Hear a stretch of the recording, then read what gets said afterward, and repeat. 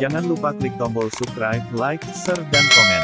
Dan nyalakan gambar loncengnya, agar kamu dapat notifikasi dari kami, jika ada video baru dari channel ini. Innal hamdalillah nahmaduhu wa nasta'inuhu wa nastaghfiruh wa na'udzu billahi min shururi anfusina wa min sayyiati a'malina. May yahdihillahu fala mudilla lahu wa may yudlil fala hadiya lahu, ma ba'd. Allahumma faqihna fid din wa 'allimna at-ta'wil. Baik, ibu-ibu sudah siap? Sudah siap untuk ikut? Oke, baik. Kayaknya beberapa wajahnya saya kenal ya. Baik, mohon maaf mungkin karena kita bersama dapat musibah, ada tetangga kita yang wafat, sehingga tidak bisa full 1,5 atau 2 jam ya. Karena saya sebelum jam 11 harus berangkat ke Gatot Subroto sebelum jam 11. Tapi insya Allah kita maksimalkan. Iya, 30 menit habis itu tanya jawab ya. Baik. Baik, ibu-ibu semua. Satu kali Nabi SAW berkhutbah, hadis Sahih Muslim. Dalam khutbahnya beliau SAW mengangkat suaranya karena beliau sedang serius. Lalu beliau mengatakan, iyyakum wa muhdatsatil umur. Hei, jauh-jauhlah kamu dari perkara baru dalam agama. Iyyakum wa muhdatsatil umur. Jauhkanlah perkara baru dalam agama. Dalam teksnya nggak ada disebutkan kalimat agama. Kok kita tahu bahwa itu artinya agama? Karena ada kalimatnya al-umur. Kalau orang mengerti bahasa Arab, al-umur itu pakai alif lam. Sudah ketahuan perkara-perkara itu maksudnya itu agama. Maka dalam urusan agama yang pokok-pokok tidak boleh ditambah-tambah, tidak boleh dikurang-kurang. Namun persoalannya nanti ada hal yang kita tidak tahu, kita kira nggak ada, sehingga ketika orang mengamalkannya kita kira bid'ah. Sebaliknya ya. Nambah-nambahin atau ngurang-ngurangin sama. Jadi saya menambahkan itu salah, atau saya menyalahkan yang ada itu juga salah. Contoh, tadi ibu-ibu ini punya hubungan nggak dengan almarhumah? Nggak ada hubungan. Kata teman saya yang lagi semangat bahas sunnah bid'ah, kalau bukan anaknya nggak nyampe doanya. Barusan kita doa nggak di takbir ketiga, Allahumma ighfir laha warhamha wa'afiha wa'funha, nyampe nggak? Kok insya Allah? Nggak yakin dong. Nyampe nggak? Kata teman saya nggak nyampe. Dia pakai hadis Sahih Muslim juga. Idza matal insan, jika manusia mati, in qata amaluhu illa min thalas, terputus amalnya kecuali 3. Nomor 3-nya, 1, 2, nomor 3-nya anak yang soleh, yang mendoakan orang tuanya. Berarti kalau bukan anak nggak nyampe, kata dia. Dari dulu saya udah konfirmasi, udah 10 tahun, kok pemahaman hadisnya masih begitu. Ternyata orang ini tidak membaca hadis secara lengkap, sehingga dia kira kalau bukan anak nggak nyampe. Nah ini dia bid'ahnya apa? Bid'ahnya menolak yang ada. Jadi bid'ah itu nggak hanya menambah-nambahkan yang ada, tapi menolak yang ada. Hadisnya bahwa Nabi menyolatkan jenazah itu hadisnya banyak, disebut mutawatir. Mengingkarinya bisa kafir, minimal jahil. Tapi teman saya nggak mungkin kafir lah, mungkin dia jahil aja ya. Apa arti jahil? Kalau bahasa halusnya kurang ngerti, kalau bahasa kasarnya bodoh. Ya, tapi kita nggak usah sebut kata bodoh untuk itu ya. Apalagi kata GLOBOK itu nggak perlu dipakai. Ya, itu merusak kajian, merusak akhlak sesama pendakwah. Apa kata Nabi? Iyyakum wa muhdatsatil umur. Jauhilah perkara baru dalam agama, menambahkan atau mengurangi. Lalu Nabi bersabda lagi, kullu muhdatsatin bid'ah. Setiap perkara baru dalam agama itu bid'ah. Sampai di situ ya. Wa kullu dhalalatin wa kullu bid'atin dhalalah. Setiap bid'ah itu sesat. Di riwayat Imam Tirmizi ditambahkan wa kullu dhalalatin finnar, setiap yang sesat masuk neraka. Maka hadis ini sedang menegur kita hati-hati dalam menyebut ini bid'ah. Karena menyebut sesuatu bid'ah sama dengan menuduh orang yang kita sebut pelaku bid'ah dengan ahli neraka. Kalau cuma hati-hati agar tidak bukan bid'ah, semua orang tahu.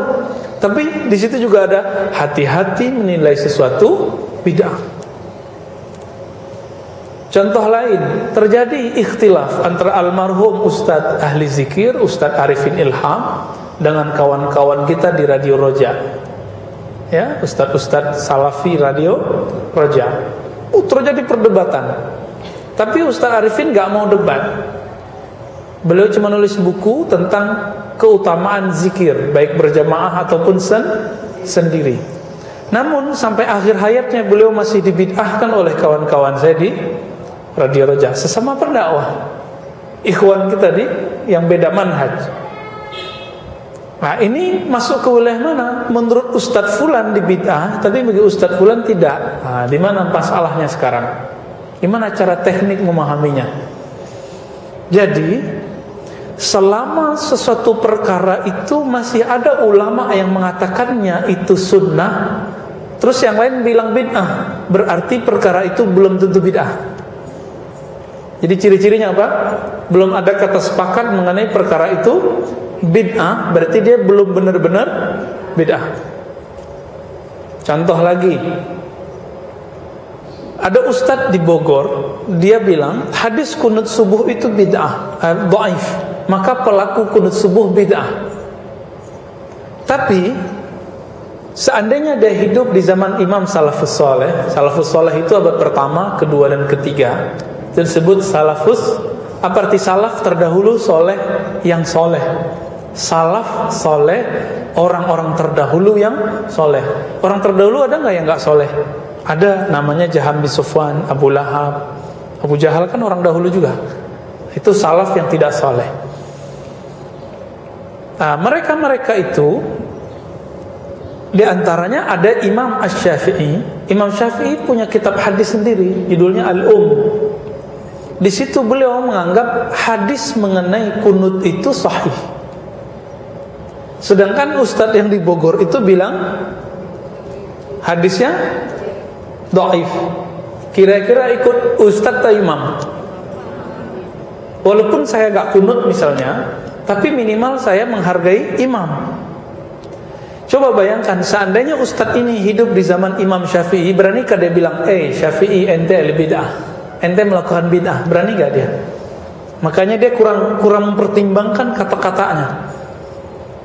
Nah ini, jadi hati-hati mengatakan suatu bid'ah. Siapa tahu ada imam yang melakukannya.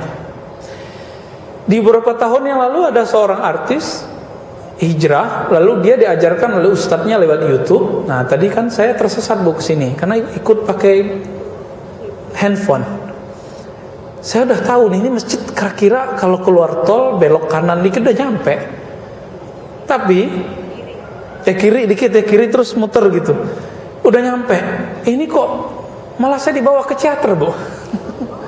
Untungnya tadi ada, ya, jadi ada hikmahnya, saya nggak lama-lama nunggu. Jadi nggak ada takdir yang buruk. Itu akibat berguru ke Google. Akibat berguru ke Google, ustadznya tersesat.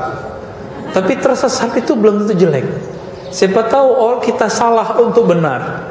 Maka jika ada kawan-kawan kita yang pernah keras, siapa tahu itu awal dia menjadi lembut. Jika ada teman-teman kita yang pernah terjebak dalam suatu pemikiran yang kaku, siapa itu awal dari dia berilmu. Jadi jangan pernah benci ke kawan-kawan kita yang kaku. Jangan pernah benci kepada kawan-kawan kita yang ikut pemikiran manhaj yang kok dia jadi beda sama gue ya gitu. Kok dia nggak mau lagi majelis sama kita ya? Dianggap majelis kita ini majelis bid'ah. Gak usah benci sama orang itu, karena itu awal dari dia mengenal ilmu. Karena saya sekitar 3 tahunan begitu, lebih ya sekitar. Jadi saya ambil yang hati-hatinya kira-kira 3 tahunan. nggak mau semajelis dengan orang yang tidak sefaham, nggak mau dengerin kajian kalau ustadznya tidak semanhaj. Itu terjadi lama, ya, terjadi lama. Dulu ada festival musik di sekolah saya bagikan selebaran, dan saya hampir tiap pekan itu buat kultum di sekolah untuk mengharamkan musik. Dan akhirnya berhasil, musik gagal. Tapi ternyata ada ilmu lain di belakang itu. Nanti kita bahas di bab hukum musik di pertemuan yang lain, insya Allah, ya. Hadis-hadis musik, perbedaan ulama mengenai nyanyian dan musik, insya Allah, kalau umur kita panjang. Kembali ke hadis yang tadi. Jadi Nabi SAW mengatakan, jauh-jauhlah kamu dari perbuatan bid'ah, keyakinan bid'ah, pemahaman bid'ah. Kenapa? Setiap yang bid'ah itu sesat, setiap yang sesat itu masuk neraka. Maka melakukannya itu tidak boleh, atau menuduh orang yang belum tentu bid'ah itu juga tidak boleh. Contohnya, ada seorang ustadz, dia tidak faham bab namanya bab Sayyidina. Allahumma salli ala Sayyidina Muhammad. Mungkin separuh ibu-ibu ini wajahnya pakai Sayyidina ini. Saya tahu wajahnya, ya. Sebagiannya nggak pakai Sayyidina. Kita juga tahu wajahnya, ya. Kelihatan bu, membayang di wajahnya. Ada tulisan di jidarnya itu, ya. Ibu percaya atau tidak, karena saya lama di situ, jadi sekali ketemu langsung tahu. Itu ilmunya kalau di psikologi itu ya ada semacam ilmu firasat, tapi bukan firasat. Apa kata ustadz ini? Guru saya berwafat tuh, ahli hadis, Kiai Ali Mustafa Yaqub, Syekh ahli hadis, murid Syekh bin Baz. Apa kata dia? Orang yang menambahkan Sayyidina sama dengan merendahkan Nabi Sallallahu Alaihi Wasallam. Oh, kita kaget, nambah Sayyidina. Akhirnya saya tanya jamaah, ibu-ibu, bapak-bapak yang pakai Sayyidina mana? Angkat tangan. Apakah bapak ibu ini berniat merendahkan Nabi? Oh, marah mereka. Mereka marah kenapa? Sejak kapan kami mengatakan Sayyidina lalu merendahkan Nabi? Justru karena ingin menghormati Nabi. Kata si ustadz ini, ente merasa lebih pintar dari Nabi. Nabi itu cuma mengatakan qulu Allahumma sholli ala Muhammad. Katakan cukup Allahumma sholli ala Muhammad, nggak ada bekas Sayyidinanya. Kan gitu. Nah, gimana cara memahami ini? Dalil itu kan tidak satu. Dalil itu banyak. Ada dalil, ada pemahaman terhadap dalil, itu beda. Masih ingat ibu yang bunuh orang yang ngebom di Bali itu siapa namanya? Mirip sama saya loh namanya. Ar-Razi, saya, dia Amrozi. Mirip kan? Mirip, tapi dulu pemahaman saya sama dengan dia. Saya kalau khutbah dulu itu bela-belain dia. Ya, untung aja nggak dapat hidayah secepatnya, ya. Itu dia punya teman namanya Imam Samudra, nulis buku tentang apa yang dilakukan, dan semuanya pakai dalil Quran.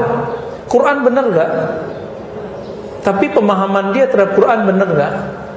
Dia menggunakan ayat itu untuk membunuh orang. Waqatilul musyrikina kaffah. Bunuhlah orang musyrik semuanya. Bagi dia yang di Bali itu, yang dia bom itu semuanya musyrik. Ayatnya benar, pemahaman belum tentu benar. Nah, ini ibu, ini kaidah. Tidak semua dalil yang benar dipahami secara benar. Tolong diingat-ingat. Tidak semua dalil yang benar dipahami dengan benar. Nah, si artis tadi itu, dia dapat ilmu dari ustadz yang di YouTube ini. Apa kata ustadz di YouTube ini? Mengazankan bayi baru lahir, hadisnya dhaif, maka dia bid'ah. Untung dia ketemu Ustadz Abdul Somad habis itu, dan Ustadz Adi. Akhirnya, dan beberapa saya lihat hadir di majelis-majelis di sana, ya. Itu langsung berubah, karena tidak ada toh orang yang ingin belajar agama terus menjadi sesat, kan nggak ada. Sama dia juga begitu. Dia belajar agama karena pengen bener. Karena semangat dia mencari kebenaran, dia ketemu Ustadz ini, Ustadz itu. Akhirnya berubah lagi. Awal-awal dulu kencang sekali. Ibu, ini saya kasih tahu tadi, ya. Apa kata si artis ini? Ngikut ustadznya. Tapi dia udah revisi kayaknya, bahwa mengazankan bayi baru lahir bid'ah. Kenapa? Dalilnya hadisnya dhaif. Nah, berarti ada kesalahpahaman orang dalam memahami dalil. Ini kasih rumus lagi. Jika satu amalan berdasarkan hadis dhaif, maka dia tidak disebut bid'ah. Ya. Jika satu amalan berdasarkan hadis yang dhaif, dia tidak disebut bid'ah. Kenapa? Karena masih ada dalilnya. Dan yang kedua, penilaian ini benar, ini sahih, ini tidak sahih, itu bukan dari Nabi, tapi dari ulama. Nah, saya kemudian penasaran, kita ceklah hadis mengenai mengazankan bayi baru lahir. Saya teliti, Bu. Jadi buka namanya kitab Sunan Tirmizi. Sunan itu bukan Sunan Kalijogo, bukan. Sunan itu artinya jamak dari sunnah. Dibuka kitabnya, hadis pertama, Nabi SAW azana, mengazankan di telinga al-maulud, telinga anak dari anaknya, anak dari putrinya. Siapa itu? Hasan dan Husain.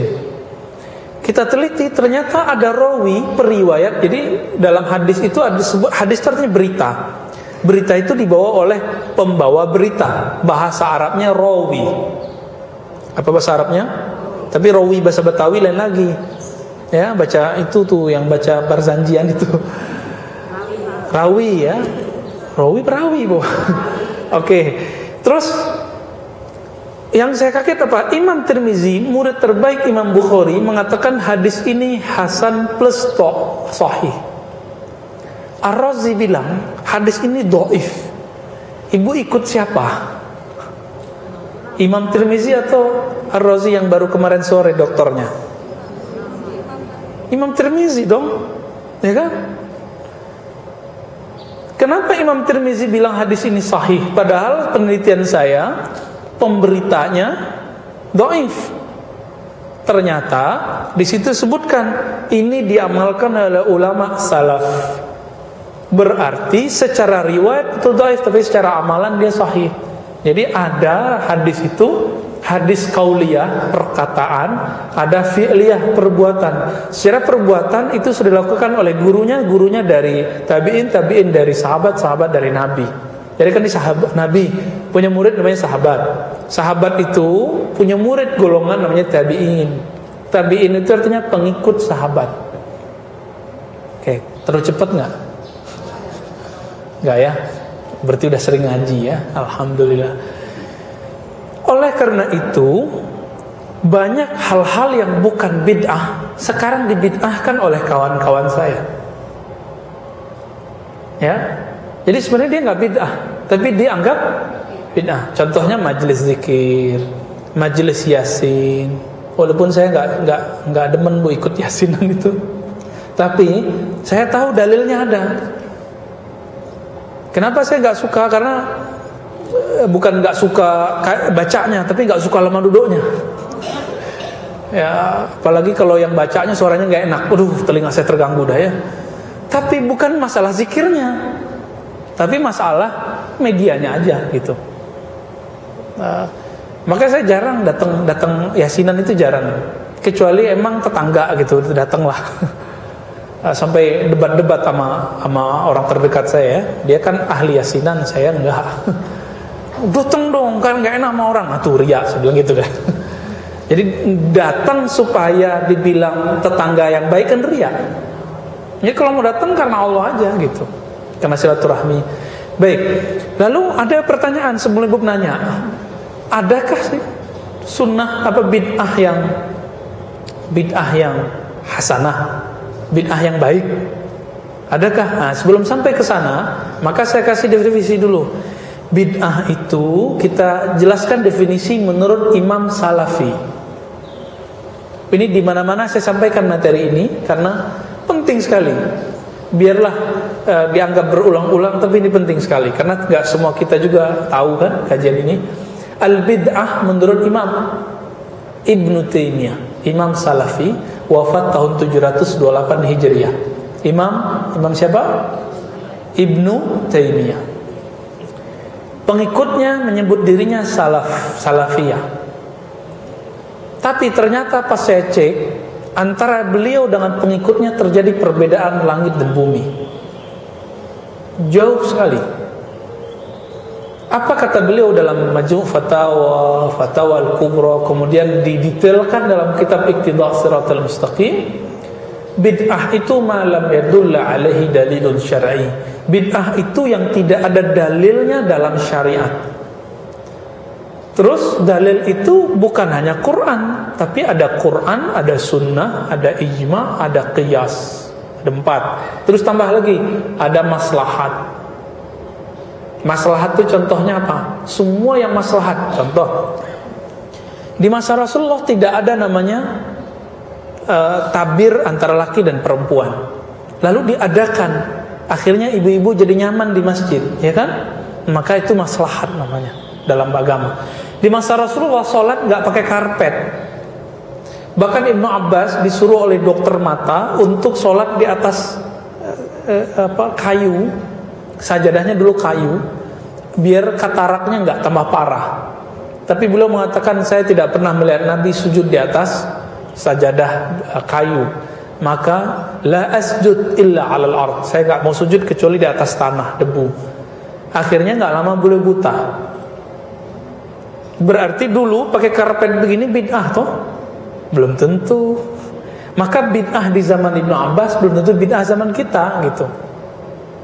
Ya banyak itu kejadian-kejadian begitu.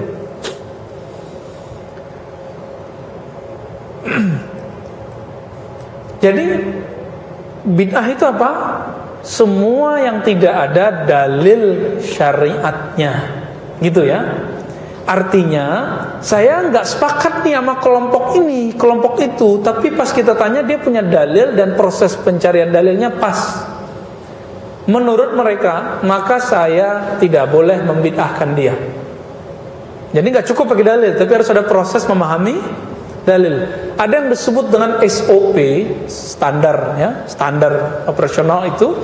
Kalau kita menyebut dawabitul fatwa, tata cara berfatwa. Kalau nggak keluar dari itu, maka walaupun saya beda dengan dia, maka saya harus menghargai dia.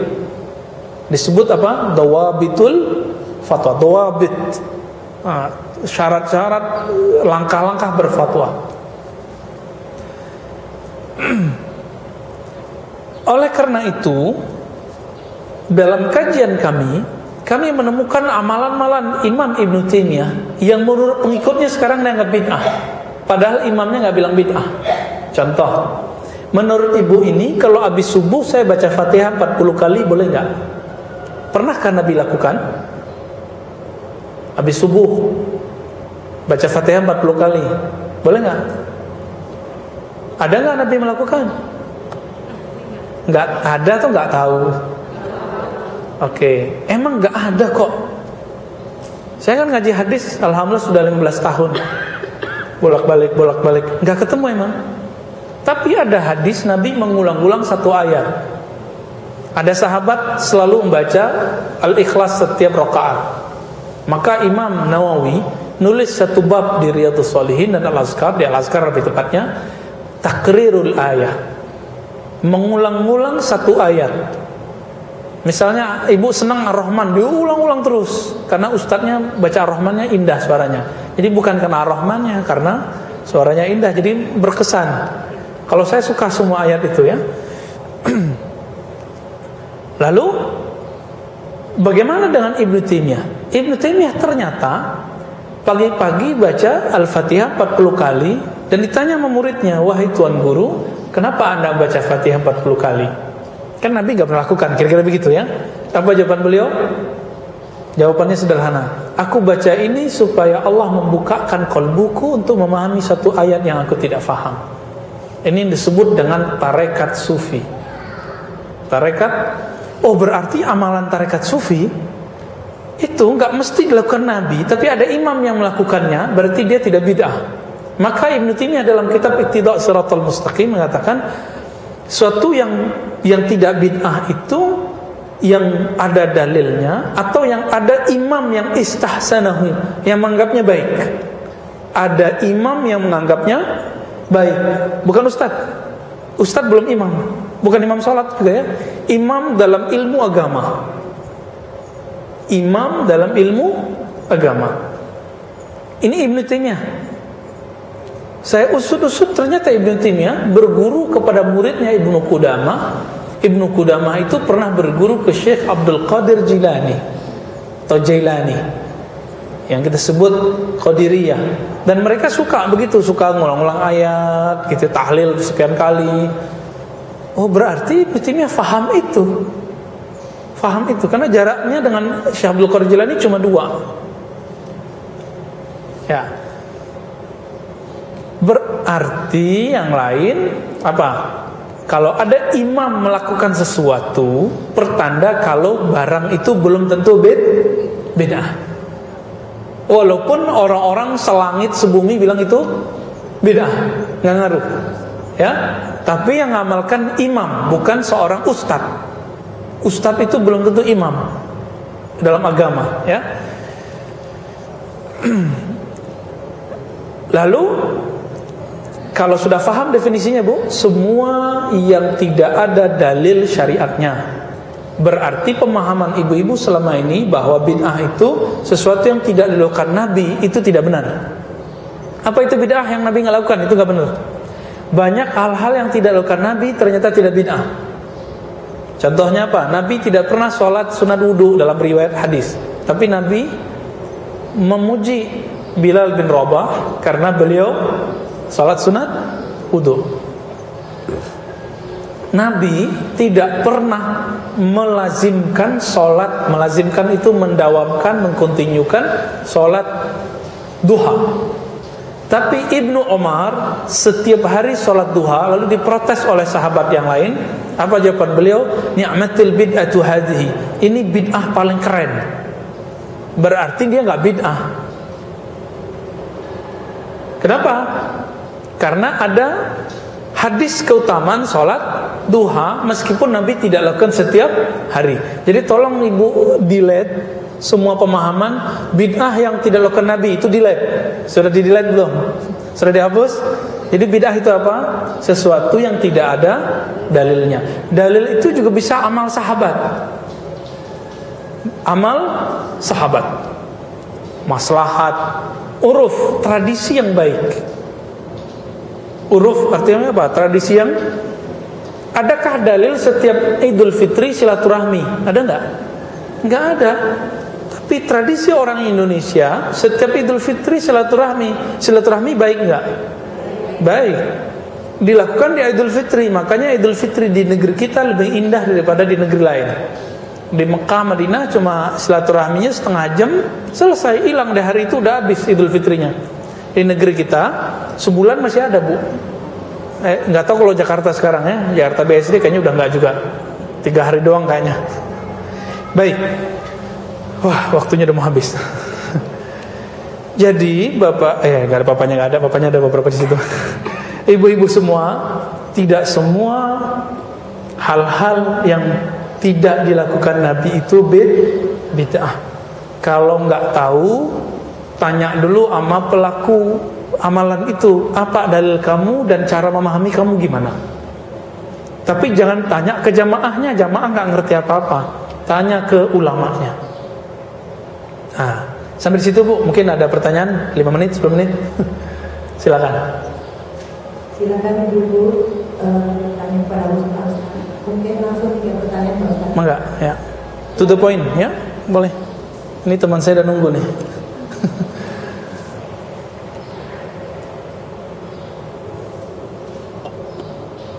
Assalamualaikum Ustaz. Assalamualaikum. Kadang kalau soal perbedaan antara sunnah dan bid'ah, kita yang orang awam itu sebenarnya agak bingung juga. Karena biasanya kalau sesuatu itu dibilang bid'ah, mereka akan mengatakan itu tidak pernah dilakukan ulama imam-imam terdahulu. Apakah ustadz-ustadz sekarang yang memperbolehkan kita melakukan itu lebih bagus daripada imam-imam itu? Artinya mereka mengatakan Contoh amalannya apa? Contoh amalannya apa? Ya saya suka dengar seperti itu ya. Saya lupa kalau sekarang karena banyak pertentangan seperti salah satunya musik ya. Yang saya mendengar dari Ustadz Adi itu memang bagus sekali penjelasannya. Tapi kalau dari sisi mereka itu tetap mutlak keharamannya.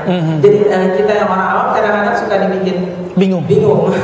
Ya, okay. Terima kasih Ustadz. Ya, saya nggak jawab tentang bid'ahnya Bu, tapi masalah bergurunya. Nah ini di tempat lain juga kita sering katakan al-isnad minad-din, bersanad, berguru, bagian dari keselamatan, kesuksesan beragama. Supaya nggak bingung, ibu harus sudah punya daftar ustadz yang rekomendasi saya. Misalnya ibu punya ustadz ini saya dengar tapi saya pertimbangkan, ustadz ini saya dengar saya ikuti. Harus punya daftar itu. Ustadz ini saya dengar untuk manas-manasin telinga, gitu ada juga ya. Jadi ibu harus bagi 3. Karena al-isnad minad-din, kalau ibu nggak bagi nanti bingung. Kalau saya sebenarnya sudah seperti itu, tapi kan kadang-kadang kita takut ya, apakah yang kita pandu itu benar? Okay. Karena saya lebih ke arah memang saya suka Ustadz Adi Hidayat itu saya suka, Abdul Somad saya suka, banyak ustadz-ustadz yang memang saya suka ya kan. Tapi kadang-kadang kita juga merasa kalau saya mendengar dari pihak mereka juga kan itu yakin ya, dan urutannya juga mereka tuh menggunakan dalil-dalilnya juga itu kalau saya suka memperbandingkan juga. Oke, ya. Contoh tadi kasusnya nyanyian dan musik. Oke, ini contoh ya. Saya coba turunin dalilnya. Di hadis itu dikatakan akan muncul satu zaman dari umatku yastahillunal khamra, menghalalkan khamar, minuman keras, wal hirra wal harira, bidwanita dan sutra. Wah, yang terakhir wal ma'azifa, dan ma'azif. Ma'azif itu nyanyian dan musik. Nyanyian dan musik. Ini bukan perbedaan antara Ustadz Adi dan Ustadz Badrus Salam, Ustadz Khalid dan Ustadz Abdul Somad, bukan. Ini perbedaan antara ulama-ulama yang ada di Saudi, di Lajnah Fatwa, dengan ulama Al-Azhar di Mesir. Di Lajnah Fatwa Saudi itu kan umurnya belum tua, yang lebih tua itu yang di ulama Azhar karena sudah berapa ratusan, 900 tahun. Itu perbedaannya di mana? Ulama Saudi menerjemahkannya, mereka akan menghalalkan khamar, biduanita, sutra dan musik. Itu pakai dan. Namun waw itu tidak selalu berarti dan.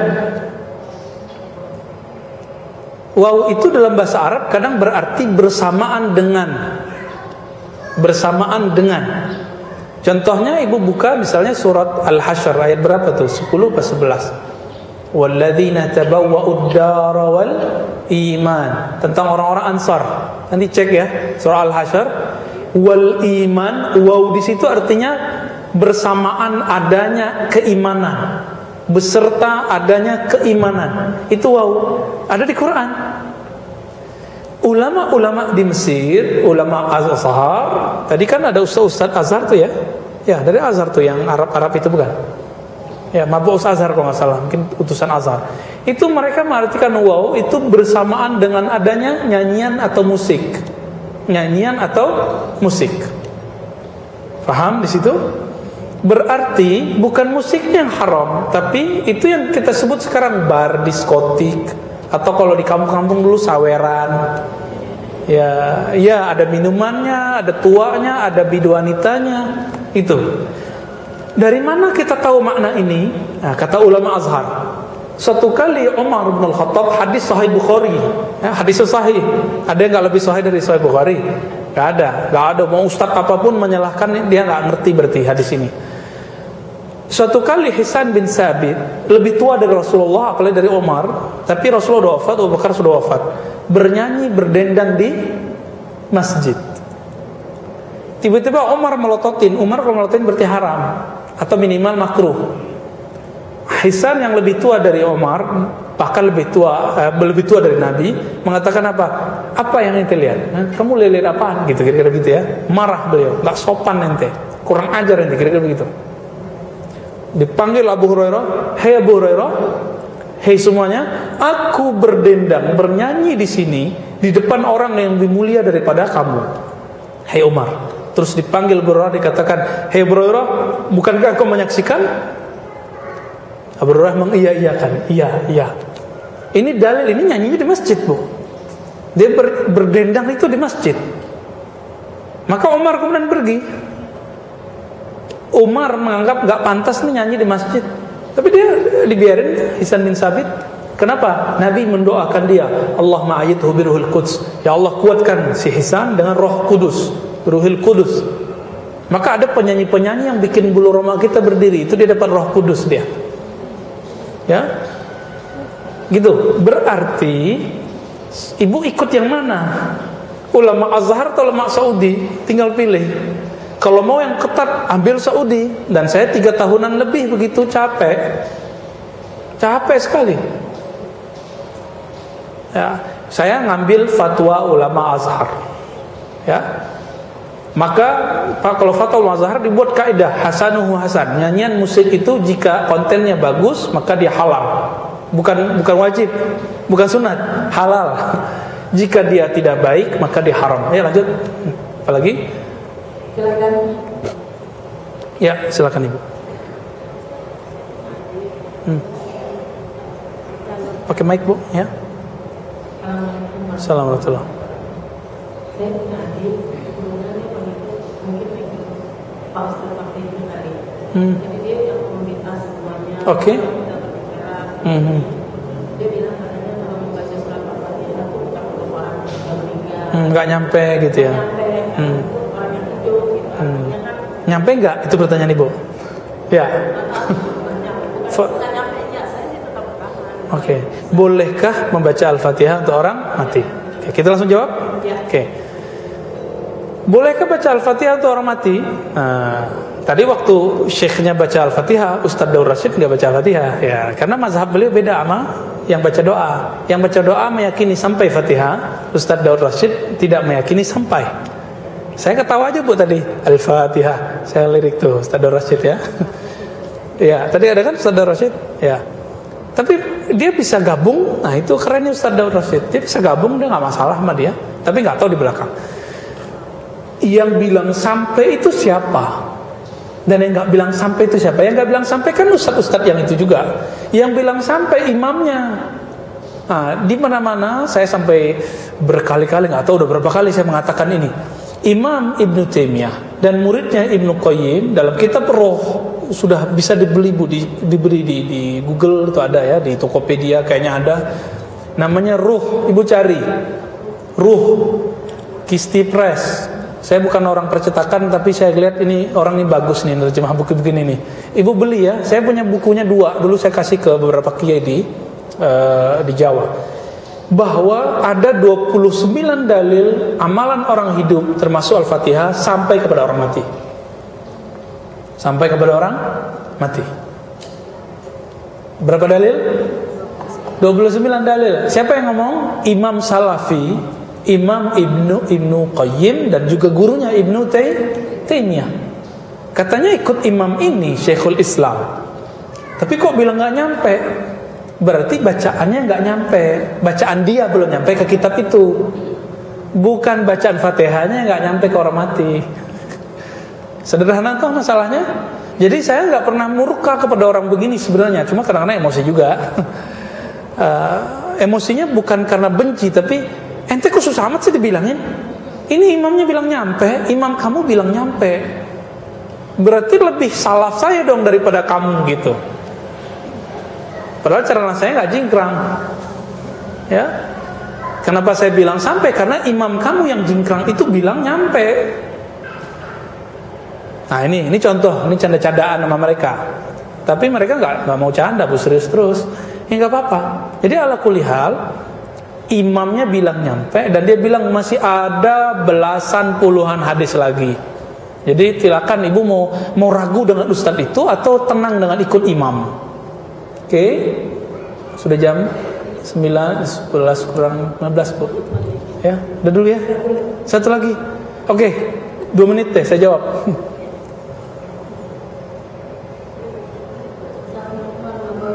Assalamualaikum. Jadi masalah kadang-kadang sholawatan nggak pakai Arab ya Pak ya, pakai yang Latinnya. Oh baca. Pakai bahasa Indonesia gitu. Fitnah bukan itu? Bid'ah sekali Bu. Maksudnya gini, Ibu kalau baca sholawat pakai bahasa Indonesia, tulisannya, oke. Makanya saya ajarkan semuanya, saya kasih tahu semuanya, kalau mau wiridan, sebaik-baik wirid itu Al-Quran. Paham tidak paham dapat pahala. Tapi selain Al-Quran, kalau nggak paham nggak dapat rahasianya. Mending Ibu baca Quran aja, ya, supaya nggak dibid'ahkan sama orang.